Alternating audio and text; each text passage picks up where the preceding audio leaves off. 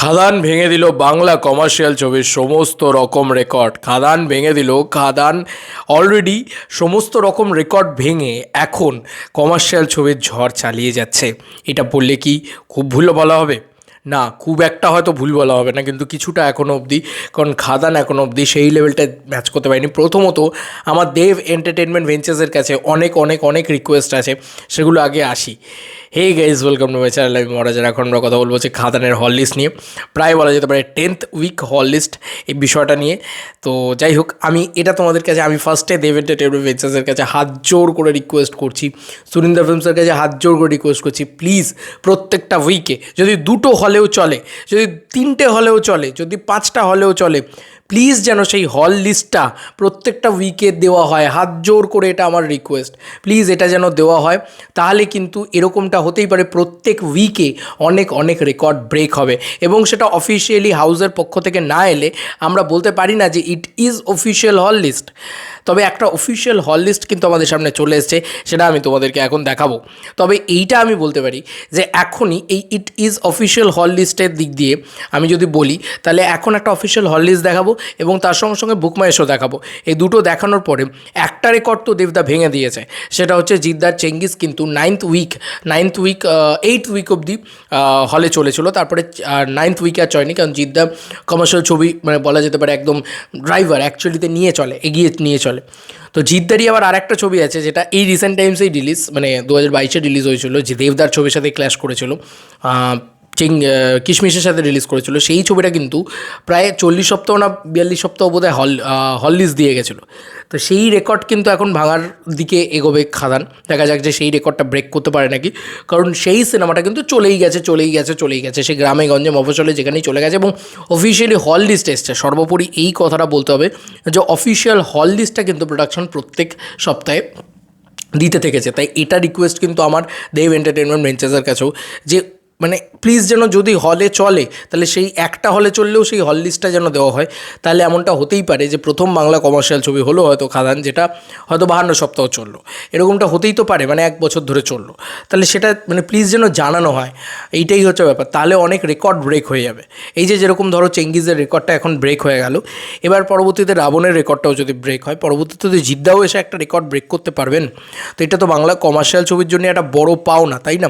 এবার আমি তোমাদেরকে একটা একটা করে জিনিস দেখাই। প্রথমত সুজিতদার স্টোরিতে চলে যাও। সুজিত রিনো দত্ত, তাঁর যে মানে তিনি খাদানের ডিরেক্টর, তাঁর স্টোরিতে চলে যাও। এইখানে তোমরা দেখতে পাবে official hall list. Yes, officially 10th week hall list, যেখানে মহামায়া টকিজ রয়েছে, ইলোরা সিনেমা রয়েছে, ওয়েলিংটন সিনেমা রয়েছে, চিত্রবাণী রয়েছে, রূপকথা রয়েছে, বাণীশ্রী রয়েছে, সব মূলত সিঙ্গেল স্ক্রিন। তারপরে হচ্ছে চিত্রাঞ্জলি সিনেমা রয়েছে, মামুনি সিনেমা রয়েছে, সুরশ্রী সিনেমা রয়েছে, রয়্যাল সিনেমা রয়েছে, ঠিক আছে, তারপরে রয়েছে পদ্মা সিনেমা রয়েছে।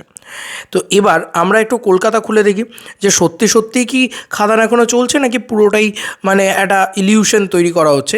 এটা যদি আমরা খুলে দেখি খাদানে, তাহলে আমরা দেখব কলকাতাতেও কিন্তু এখনও 2টো হল, মানে কলকাতার আশেপাশে যে 2টো হল, সেই 2টো হলে কিন্তু খাদান এখনও চলছে। সেটা আমি তোমাদেরকে একটুখানি দেখিয়ে দিই।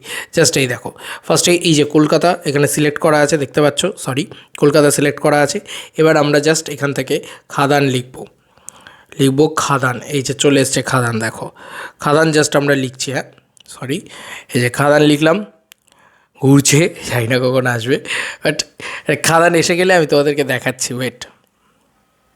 হ্যাঁ, অলরেডি দেখতেই পাচ্ছ খাদান এখনও কিন্তু বুক মাই শো থেকে তোমরা বুক টিকিটসে কেটে টিকিট বুক করতে পারবে।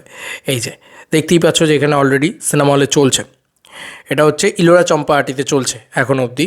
আর পদ্মা সিনেমাটাও আমি দেখছিলাম, এখন অবধি দেখতে পাচ্ছি না। এই যে পদ্মা সিনেমাটা আমি দেখতে পাচ্ছি, এই যে কোনো একটা গ্লিচের কারণে মানে এই ডেটটাতে দেখাচ্ছে না, সানডেতে দেখাচ্ছে 11:30। তো কোথাও গিয়ে এটা বোঝা যাচ্ছে যে এখনও কিন্তু খাদানের তাণ্ডব চলছে, এখনও কিন্তু কমার্শিয়াল ছবি দেবদার তাণ্ডব চলছে। তো দেবদা নাম যে তাণ্ডবটা দেখানো, সেই তাণ্ডবটা কিন্তু অলরেডি দেখিয়ে ফেলেছে, এবং অলরেডি চেঙ্গিজের রেকর্ডটা কিন্তু এক্ষেত্রে ব্রেক হয়ে গেছে, অফিসিয়ালি ব্রেক হয়ে গেছে।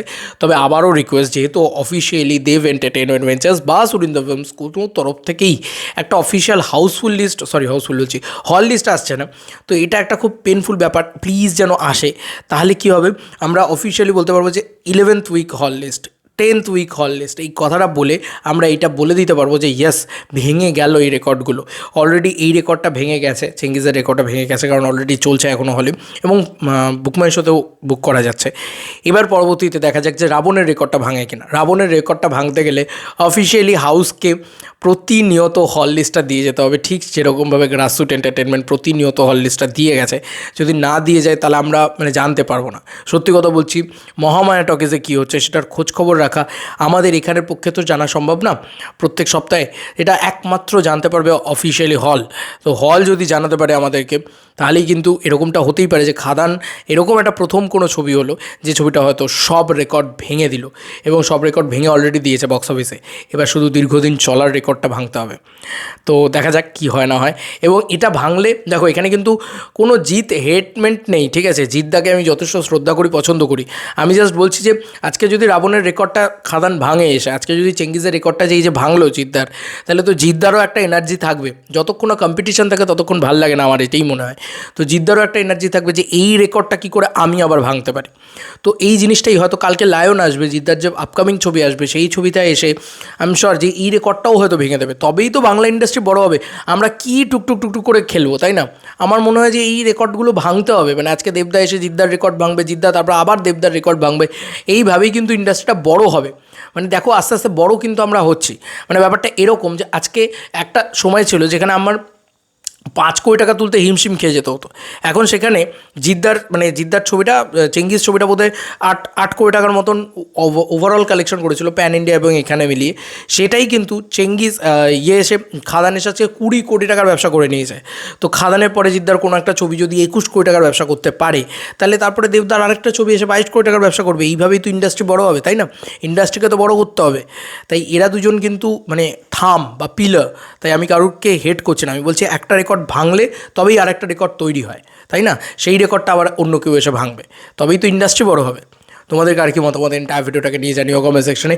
চলো বন্ধুরা, নতুন কোনো ভিডিওতে দেখা হবে, বাই বাই।